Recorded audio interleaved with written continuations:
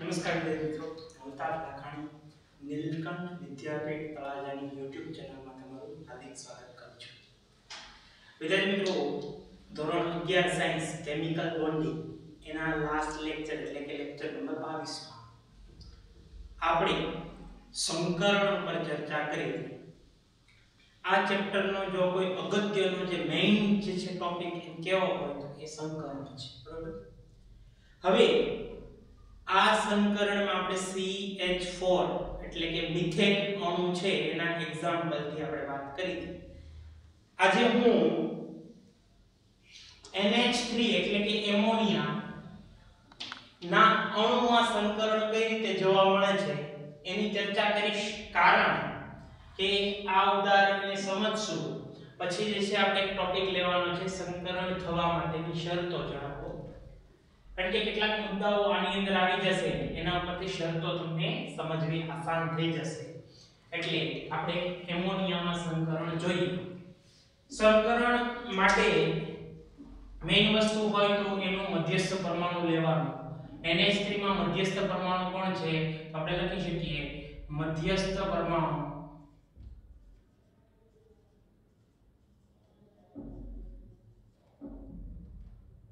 Nitrogen.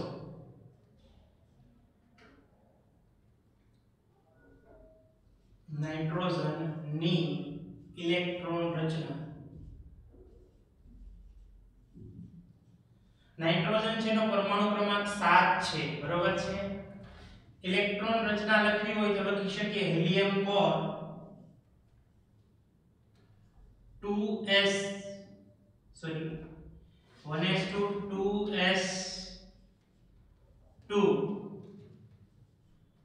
2p3 એટલે કે બહારની કક્ષામાં 5 ઇલેક્ટ્રોન હોય અને અંદરની કક્ષામાં હિલિયમ એટલે 2 ઇલેક્ટ્રોન હોય. હવે આને હજી તમે વિસ્તારથી થોડુંક ડિટેલમાં લખો તો આના માટે આપણે એમ લખી શકીએ કે ભાઈ આના પેટા પ્રકાર પાડી દઈએ તો 2px1 2py1 અને 2pz1, બરાબર છે.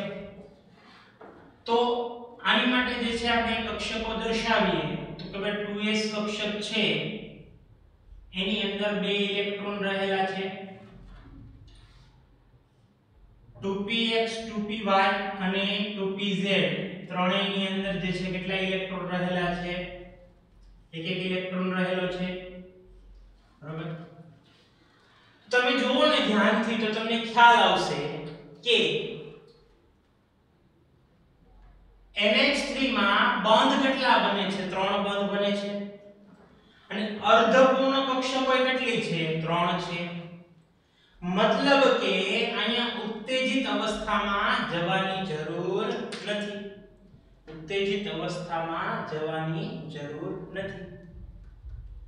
તો તમને એમ થાય કે આમાં સંકરણ થાય? હા, થાય.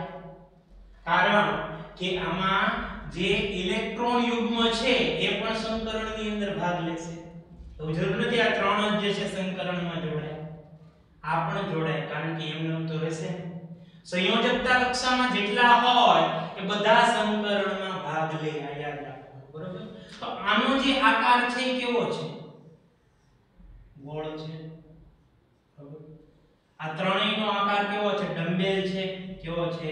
ડમ્બેલ છે, બરોબર. તો આપણે એમ કહી શકીએ જુદા જુદા આકારની પરમાણ્વીય કક્ષકો જુદી જુદી ઊર્જા ધરાવે છે. એમની વચ્ચે આપણે શું કરીએ કે ભાઈ આંતર મિશ્રણ કરીએ. શું કરીએ? આંતર મિશ્રણ. તો આંતર મિશ્રણ કર્યું આ ત્રણેય ચારે કક્ષકોનું તો આપણને નવી કેટલી કક્ષકો મળે? કે ભાઈ નવી 4 કક્ષકો મળે. કેટલી કક્ષકો મળે? નવી 4.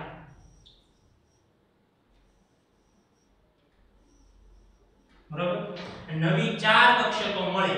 એક s હતી અને p ની કેટલી હતી? 3 હતી. તો નવી 4 કક્ષકોને આપણે sp3 sp3 sp3 sp3 કક્ષકો કહીએ. નવી કક્ષકો સમકૃત કક્ષકો તરીકે ઓળખાય છે, જેને આપણે sp3 કક્ષકો જે છે એ કહીએ છીએ. હવે અવકાશમાં જે છે એ ચારે ચાર કક્ષકો કઈ રીતે ગોઠવાશે તો આપણને ખ્યાલ છે કે ભાઈ એક જે છે સમતલમાં, બીજી જે છે સમતલમાં ગોઠવાય, બરોબર છે, એક સમતલની ઉપરની તરફ ગોઠવાશે સામેની બાજુ, એક સમતલની પાછળની બાજુ ગોઠવાય છે, બરોબર છે. આ રીતે જે છે એ ચારે ચાર કક્ષકો ગોઠવાય છે, બરોબર. હવે આ ચારે ચાર કક્ષકોનું નામ sp3 છે. sp3. હવે આમાં બંધ બનાવે છે એ કોણ છે? હાઇડ્રોજન છે. કેટલા હાઇડ્રોજન છે? કે ભાઈ અહીંયા 3 હાઇડ્રોજન છે, મતલબ 3 કક્ષકો સાથે બંધ બનાવે છે. એક હાઇડ્રોજન અહીંયા જોડાણો, બીજો હાઇડ્રોજન અહીંયા જોડાણો, ત્રીજો હાઇડ્રોજન અહીંયા જોડાય છે, બરાબર. એક એક ઇલેક્ટ્રોન જે છે ભાગીદારી થાય છે. તમને એમ થાય કે ભાઈ સાહેબ 3 બંધ બન્યા છે તો એક બંધ શું થયું? એક બંધ કાઈ નહીં, જો અહીંયા બે ઇલેક્ટ્રોન હતા ને એમ આ જે કક્ષક હશે એ એઝ એ લોન પેર રહેશે. શું રહેશે? Lone pair. એક સંકૃત કક્ષક બંધ બનાવતી નથી.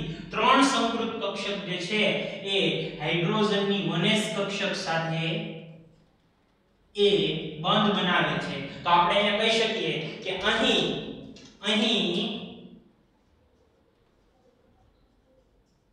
3 sp3 1s પ્રકારના સિગ્મા બંધ બને છે, જ્યારે એક sp3 સંકૃત કક્ષક as a lone pair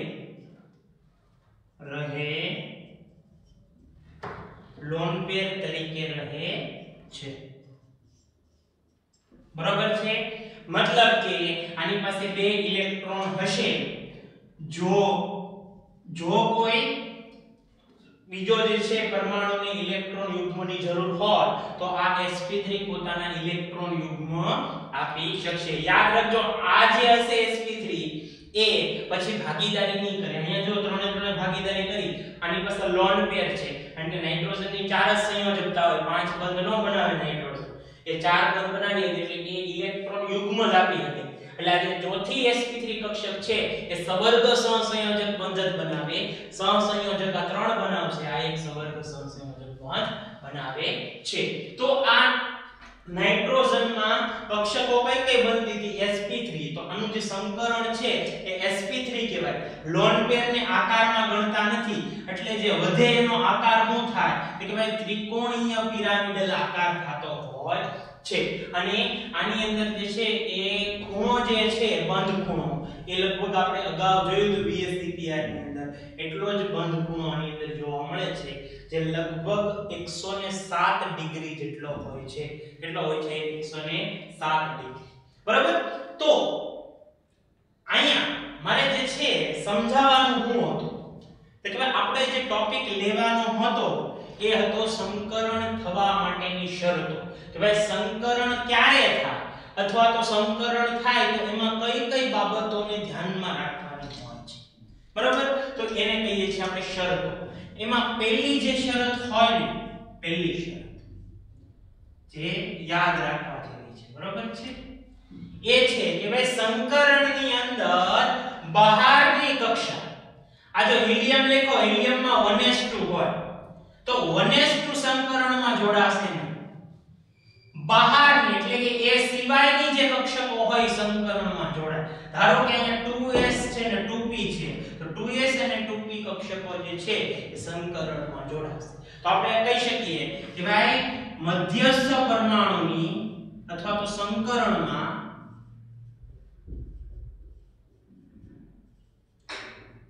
પરમાણુની માત્ર બાહ્ય કક્ષામાં રહેલી કક્ષકો જ ભાગ લે છે। આ એક યાદ રાખવા જેવી બાબત છે। અંદરની કક્ષા જે છે, અંદરની કક્ષામાં રહેલી કક્ષકો હોય એ સંકરણમાં જોડાતી નથી, માત્ર ને માત્ર બાહ્ય કક્ષામાં જે કક્ષકો હોય છે એ જ સંકરણમાં ભાગ લે છે। બીજી એક વાત, જો વિદ્યાર્થી મિત્રો, જો કોઈ કક્ષક જે છે એની અંદર 2s કક્ષક હોય, કોઈ જે છે પરમાણુની અંદર 2s કક્ષક હોય, 2p, તો આમની વચ્ચે સંકરણ પોસિબલ છે।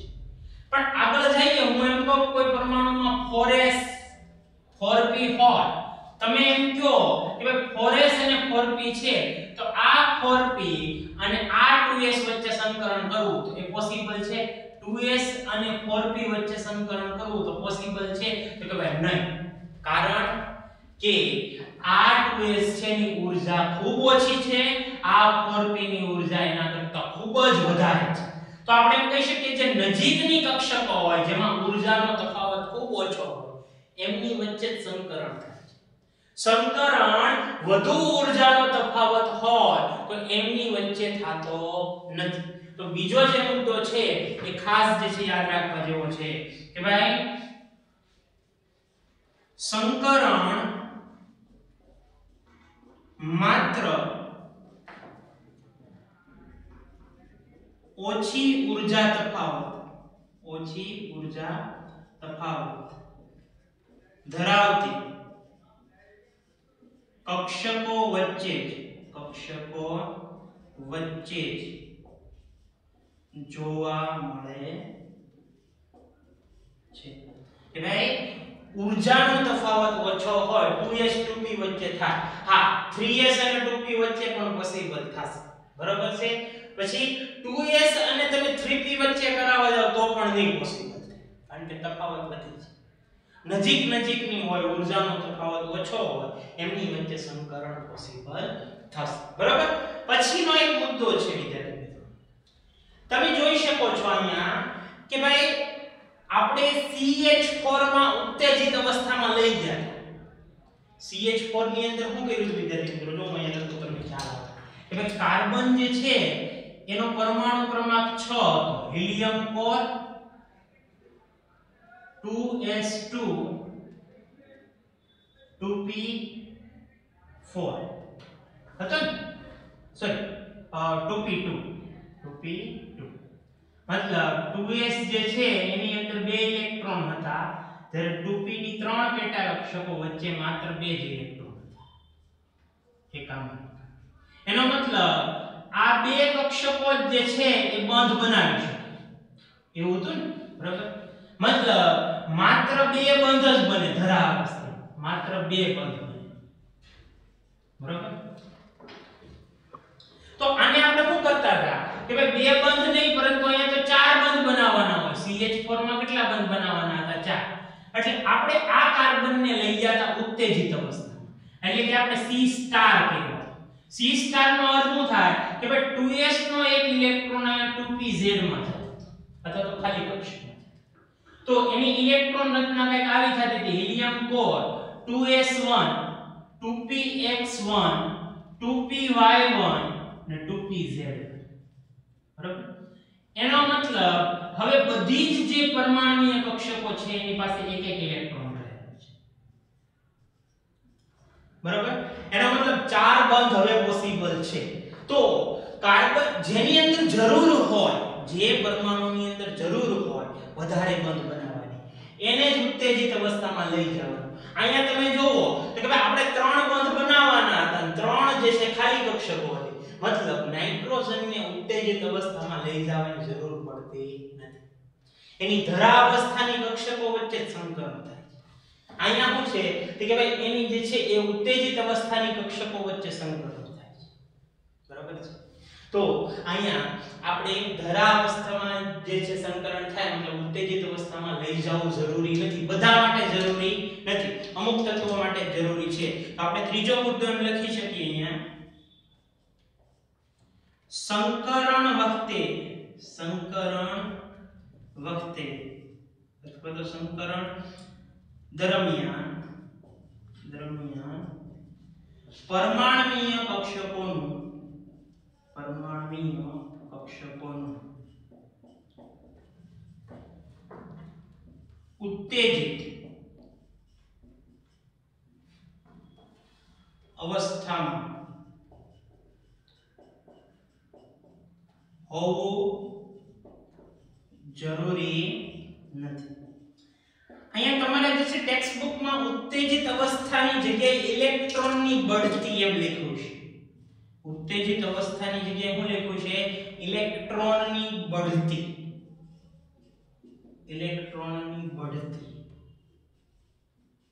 આવું લખ્યું છે. બરાબર? એનો અર્થ એક જ થશે, સમજી લેજો. બરાબર? પછી વાત કરીએ આપણે ચોથું. તમે અહીંયા જોઈ શકો છો વિદ્યાર્થી મિત્રો કે આના સંકરણ દરમિયાન ચારે ચાર અર્ધપૂર્ણ કક્ષકો હતા CH4. અહીંયા તમે જોયું કે ભાઈ એક પૂર્ણ ભરાયેલી છે અને બાકીની ત્રણ અર્ધપૂર્ણ ભરાયેલી છે. તો એવું જરૂરી નથી કે ભાઈ બધી અર્ધપૂર્ણ હોય તો જ સંકરણ થાય. કક્ષકો પૂર્ણ ભરાયેલી કક્ષકો પણ સંકરણમાં ભાગ લે છે. માત્ર અર્ધપૂર્ણ કક્ષકો જ સંકરણમાં ભાગ લેવું જરૂરી નથી. પૂર્ણ ભરાયેલી કક્ષકો પણ સંકરણમાં ભાગ લઈ શકે છે. તો ચોથો મુદ્દો, માત્ર અર્ધપૂર્ણ ભરાયેલી કક્ષકો જ સંકરણમાં ભાગ લેતી નથી, પરંતુ પૂર્ણ ભરાયેલી કક્ષકો પણ સંકરણમાં ભાગ લે છે. બરાબર છે? તો વિદ્યાર્થી મિત્રો આ સંકરણ થવા માટેની શરત હતી. એમોનિયામાં સંકરણ જોયું, ઓલું તો આપણે કાલે જોયું તો એ તો લખવાની જરૂર નથી. તો તમે જે છે કામ કરો, સંકરણ થવા માટેની ચારે ચાર શરતો લખી નાખો. એમોનિયામાં સંકરણ એ જે છે તમે લખી નાખો, એટલું નોટ ડાઉન કરો. પછી આપણે જે છે સંકરણના પ્રકાર ઉપર ચર્ચા કરીશું. એટલે મિત્રો હવે આપણે જોવાના છે સંકરણના પ્રકાર. કે ભાઈ કેટલા પ્રકારના સંકરણ જોવા મળે. જો સંકરણના કેટલા પ્રકાર છે હું પહેલા તમને ટૂંકમાં કહી દઉં છું. પછી આપણે એક એક પ્રકાર ઉપર જે છે ઉદાહરણ સહિત વાત કરવાની છે. સંકરણના પ્રકાર છે sp, sp2, sp3, sp3d, sp3d2, sp3d3. આ પ્રકાર આપણે અભ્યાસમાં આવે છે. એ સિવાય જે અભ્યાસમાં આવતા નથી એ પ્રકાર કયા છે? એ છે dsp2, પછી dsp3, d2sp3 અથવા d2sp2. બરાબર? d2sp3. તો આવા ઘણા બધા પ્રકાર છે જે તમારે અહીંયા અભ્યાસમાં નથી પણ એવા સંકરણ આવે છે જે તમે 12મા ધોરણમાં અભ્યાસમાં લેશો. 12મા ધોરણમાં સવર્ગ સંયોજનો કરીને તમારે ચેપ્ટર આવશે, એની અંદર આ બધા જે છે એ સંકરણ આવશે. એક સંકરણ છે d3s. બરાબર છે? તો આવા સંકરણ પણ જે છે તમારે આવશે. બરાબર? તો એનો અભ્યાસ તમે 12માં કરશો. અત્યારે આપણે જે છે જે અભ્યાસમાં આવે છે એ સંકરણમાં પહેલો પ્રકાર જે છે એ છે sp સંકરણ. sp સંકરણ તમે એના નામ ઉપરથી ખ્યાલ આવી જશે કે ભાઈ સંકરણ જે છે બે કક્ષકો વચ્ચે થાય છે. બરાબર છે? જેમાં એક s કક્ષક હશે અને એક p કક્ષક હશે. બરાબર? તો અહીંયા આપણે કહી શકીએ કે અહીં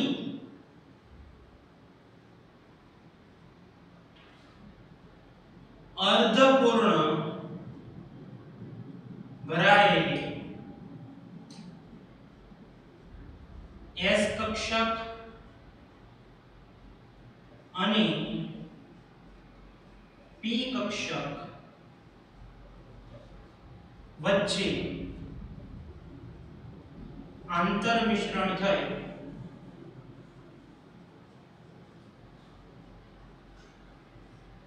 સમાન ઊર્જા અને સમાન આકારની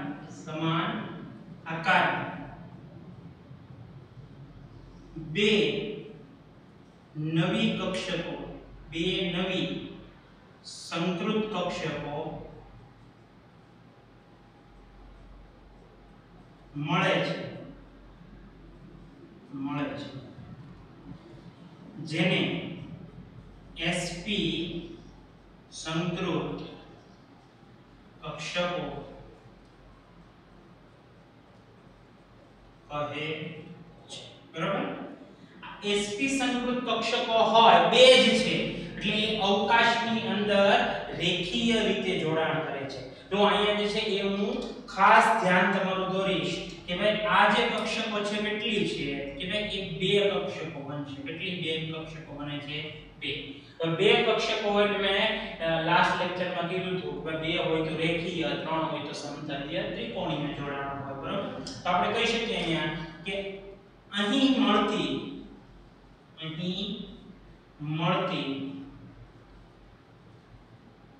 બંને સંકૃત કક્ષકો અવકાશમાં રેખીય રીતે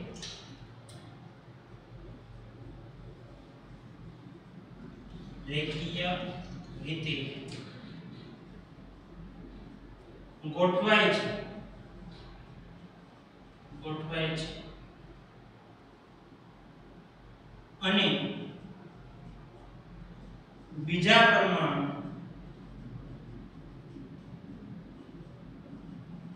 ઓની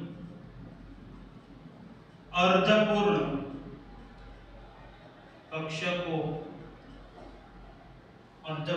કક્ષકો સાથે સમિશ્રણ દ્વારા સિગ્મા બંધ બનાવે છે આના એક્ઝામ્પલ લેવા હોય તો ઘણા બધા મળી રહે પરંતુ આપણે અહીંયા ટેક્સ્ટ બુકમાં તમને એક્ઝામ્પલ જે આપ્યું છે એ એક્ઝામ્પલને ફોલો કરશું એ એક્ઝામ્પલ છે BeCl2 જે છે એ sp સંકરણ દર્શાવે છે તો એની ચર્ચા આપણે કરશું તો આપણે વાત કરીએ BeCl2 માં સંકરણ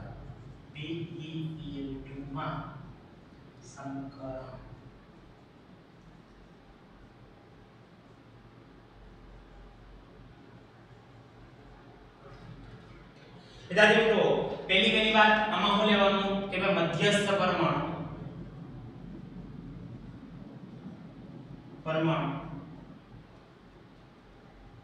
બેરિલિયમ બરાબર હવે બેરિલિયમ છે નો પરમાણુ ક્રમાંક 4 છે ઇલેક્ટ્રોન રચના લઈએ આપણે તો કે ભાઈ હિલિયમ કોર એટલે 2 આવી ગયા વધ્યા કેટલા 2s2 2p0 થઈ જશે 2p માં કઈ છે હવે આપણે બધા જાણીએ છીએ વિદ્યાર્થી મિત્રો કે ભાઈ 2s ની અંદર 2 છે ઇલેક્ટ્રોન 2p ખાલી છે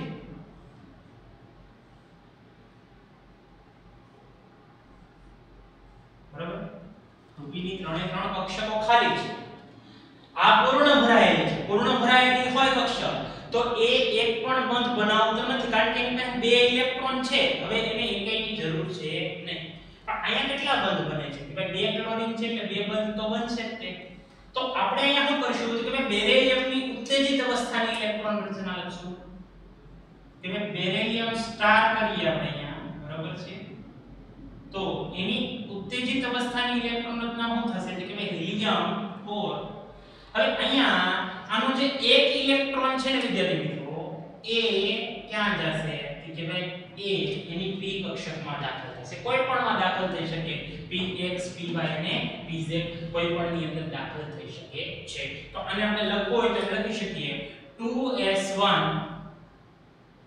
2p1. બરાબર છે. આ એની ઉત્તેજિત અવસ્થાની ઇલેક્ટ્રોન રચના છે. એને દર્શાવવું હોય તો કંઈક આ રીતે દર્શાવી શકીએ. એક ઇલેક્ટ્રોન અહીંયા હતો, બીજો જે છે એ 2p માં આવી ગયો.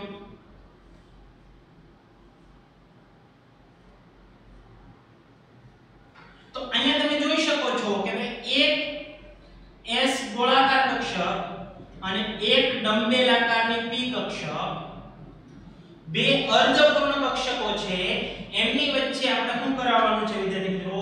આંતર મિશ્રણ કરાવવાનું છે. શું કરાવવાનું છે એમની વચ્ચે? આંતર મિશ્રણ.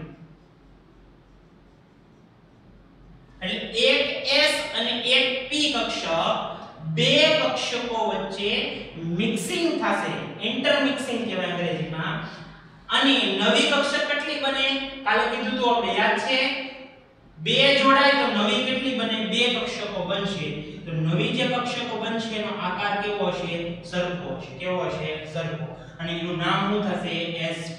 આનું નામ શું થશે? sp. કારણ કે એક s અને એક p, એટલે એ જે નવી કક્ષક બનશે એનો આકાર એ સરખો થઈ જશે બેયનો, અને નામે એનું શું થઈ જશે?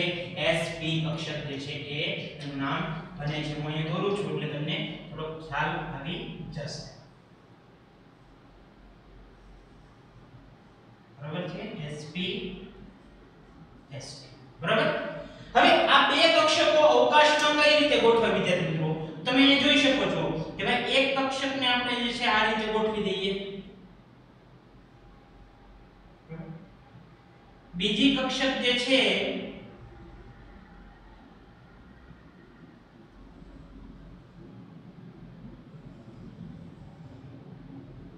એને આ રીતે મેં ગોઠવી દીધી. બરાબર. તો આ એક sp કક્ષક છે અને બીજી sp કક્ષક છે. આ બેરિલિયમ થઈ ગયો. હવે શું થઈ ગયો? આ બેરિલિયમ. હવે બેરિલિયમ હારે કોણ જોડાય છે? ક્લોરીન. એટલે મિત્રો ક્લોરીનની માટે મારે વાત કરવી હોય તો ક્લોરીનનો પરમાણુ ક્રમાંક કેટલો છે? તો કે ભાઈ 17 છે. ઇલેક્ટ્રોન રચના શું છે? તો કે ભાઈ નિયોન કોર. નિયોન એટલે 10. પછી શું વધે? 3s2 અને 3p5. 3p5.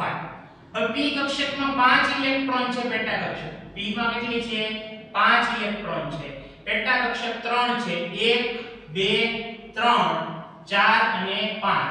મતલબ આ જે ખાલી છે એ કક્ષક કઈ છે? કાં તો 3pz હશે, કાં તો એ 3px 3py અથવા 3pz કક્ષક હશે. મતલબ એની 3p કક્ષક છે. અને p કક્ષકનો આકાર કેવો હોય? ડમ્બેલ. કેવો હોય? ડમ્બેલ.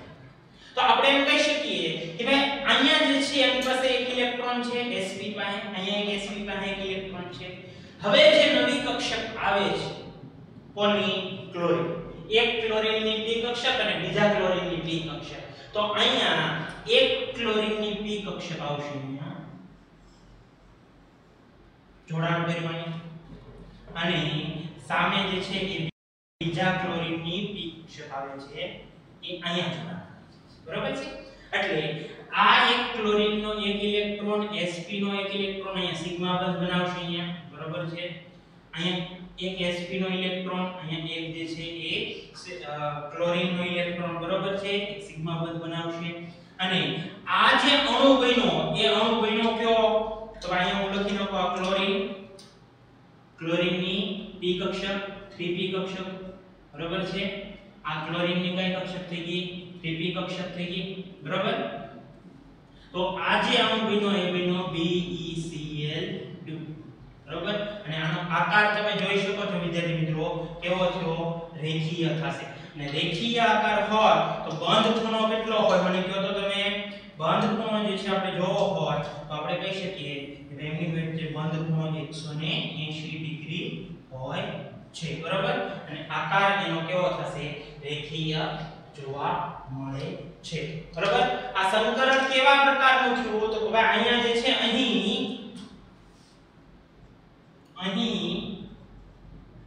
બે sp અને 3p સિગ્મા બંધ બને છે, બરોબર। અહીંયા જે છે બે સિગ્મા બંધ જે છે કેવા પ્રકારના હતા, sp અને 3p વચ્ચેનો એ સિગ્મા બંધ જે છે બને છે, અને આ જે છે BeCl2 માં સંકરણની વાત થઈ, બરોબર છે। આગળ વધીએ વિદ્યાર્થી મિત્રો, બીજું સંકરણ લઈએ આપણે sp2 સંકરણ। બહુ સિમ્પલ થઈ ગયું વિદ્યાર્થી મિત્રો, આને ધ્યાન રાખજો, ખ્યાલ આવશે તમને। sp માં હું કીધું તો એક s કક્ષક અને એક p કક્ષક વચ્ચે આંતર મિશ્રણ થાય અને સમાન ઊર્જા ધરાવતી બે નવી કક્ષકો બને। અહીંયા જો એક s અને બે p કક્ષક છે, મતલબ નવી કક્ષક કેટલી બનશે, 3 બનશે, બરાબર છે। અને એને આપણે જે છે એ sp2 કક્ષકો જે છે કહીએ છીએ। તો લખાણ લખવું બહુ સહેલું છે। અહીં અર્ધપૂર્ણ ભરાયેલી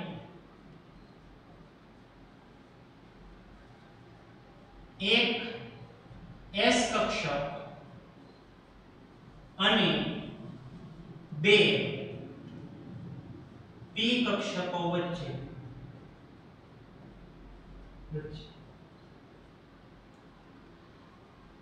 આંતર મિશ્રણ થાય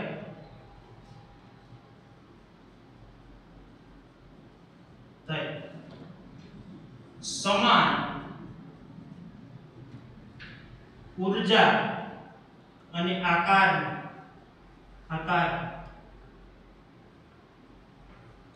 કેટલી નવી કક્ષક બનશે, યાદ રાખજો 3। કેટલી?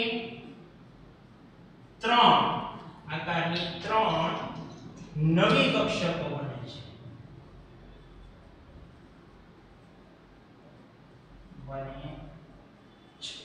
જેને sp2 સંકૃત કક્ષકો કહે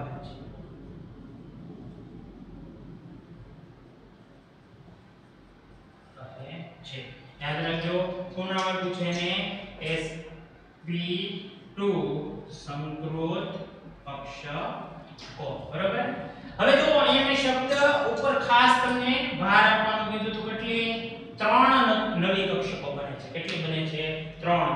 તો યાદ રાખજો, 3 નવી કક્ષકો જ્યારે બનતી હોય તો એ અવકાશની અંદર સમતલીય ત્રિકોણીય સ્વરૂપે જે છે ગોઠવાય છે।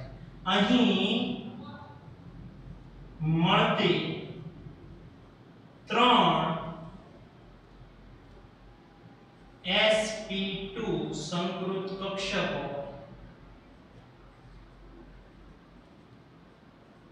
અવકાશમાં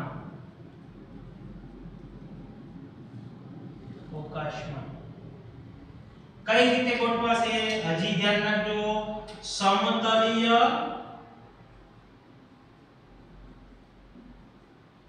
ત્રિકોણીય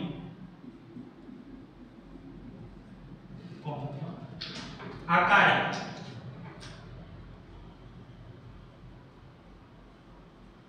ગોઠવાય છે અને બીજા પરમાણુની અર્ધપૂર્ણ કક્ષકો સાથે સમિશ્રણ પામી સિગ્મા બંધ બનાવે। સ્વાભાવિક છે, 3 કક્ષકો છે તો સિગ્મા બંધ કેટલા બનશે? 3 બંધ બનશે।